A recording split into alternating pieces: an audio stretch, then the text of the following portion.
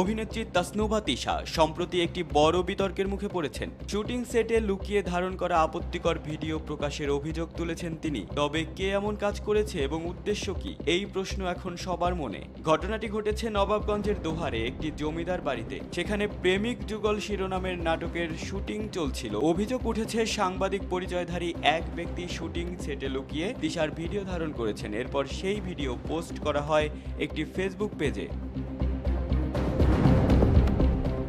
তিশা তার ফেসবুক পোস্টে ভিডিও পোস্টকারীর ছবি ও পেজের স্ক্রিনশট শেয়ার করে লেখেন, দয়া করে কেউ যদি এই লোকটাকে চিনে থাকলে তার বিস্তারিত জানান। পরে লাইভে এসে তিশা জানান, ল্যাপেল মাইক্রোফোন পরার সময় সেটের সামনে সাংবাদিকদের তিনি নির্ভরযোগ্য ভেবেছিলেন, কিন্তু এক ব্যক্তি লুকিয়ে সেই মুহূর্তের ভিডিও ধারণ করেন এবং তা সামাজিক যোগাযোগ মাধ্যমে আপলোড করেন।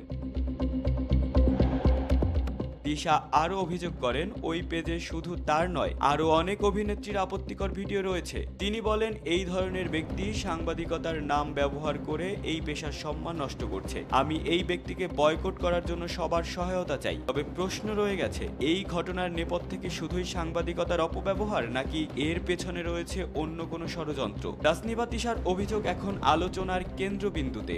অভিযুক্ত ব্যক্তির বিরুদ্ধে শাস্তিমূলক ব্যবস্থা নেওয়া হবে কিনা সেটাই এখন দেখার বিষয়।